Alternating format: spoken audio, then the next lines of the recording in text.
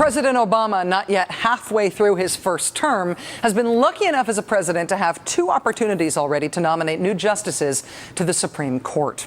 For his first nominee, Sonia Sotomayor, all Democrats also got lucky when Republicans chose to attack her nomination for her having used the phrase "wise Latina." Many of Judge Sotomayor's public statements suggest that she may indeed allow or even embrace decision-making based on her biases and prejudices. Already prejudiced against one of the parties. Allow biases and personal preferences. The wise Latina woman quote. A wise Latina. Your wise Latina comment. Justice Sotomayor has said she accepts that her opinions, sympathies, and prejudices will affect her rulings. When they tried to turn the phrase "wise Latina" into an epithet, it instead became a sharp reminder of Republicans' deep-seated and deep problems with minority voters. Now, with President Obama's second Supreme Court nominee, Republicans have decided to go after her by attacking Thurgood Marshall, the first African-American Supreme Court justice and a civil rights hero to most Americans who aren't Republican senators on the Judiciary Committee. Democrats cannot believe their luck. They now eagerly await Republicans' next Supreme Court political move, wherein they are expected to wage war on baseball, beer, and Betty White.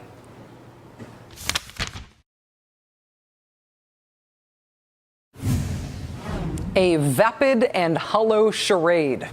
The woman who now sits before the Judiciary Committee to see if she'll be the next Supreme Court justice, back in the early 90s, she was a staffer to that very same Judiciary Committee. And in 1995, she famously wrote a book review deriding the confirmation process as a vapid and hollow charade. She argued that Supreme Court nominees ought to stop pretending they don't believe in anything, that they don't have views on anything. She said they should talk openly during these hearings about who they are. Well, now on day 2 of her own Supreme Court confirmation hearings, Elena Kagan is as clammed up as nominees ever are. Forthcoming about her own views, she is not. She says she has changed her mind about the wisdom of that.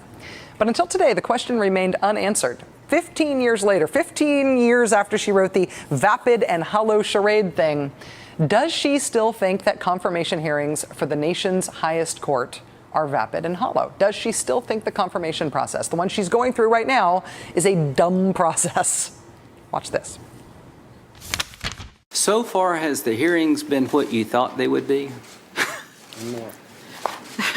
I'm not sure I had, I'm not sure I exactly pictured it, so. Let's try to go back in time and say you're watching these hearings and you were critical of the way the Senate conducted these hearings. Are we improving or going backwards? And are you doing your part? I think that you've been exercising your constitutional responsibilities extremely well.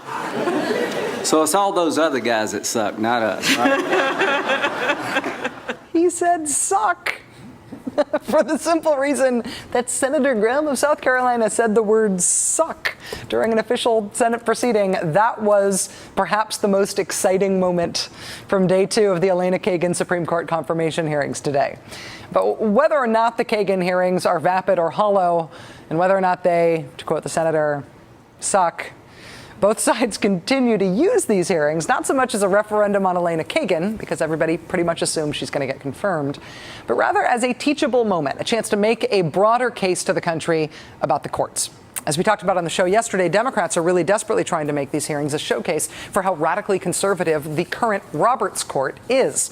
And Republicans are trying to make it about how liberals are scary. In so doing, they seem to have given up on trying to make it seem like Elena Kagan alone is the scary great liberal threat to democracy.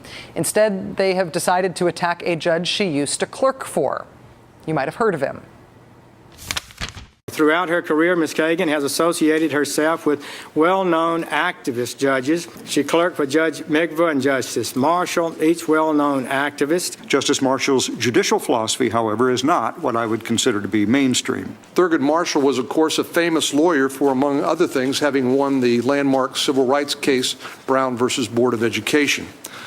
But it's more about his judicial philosophy that concerns me. He might be the epitome of a results-oriented judge. He considered himself a judicial activist and was unapologetic about it.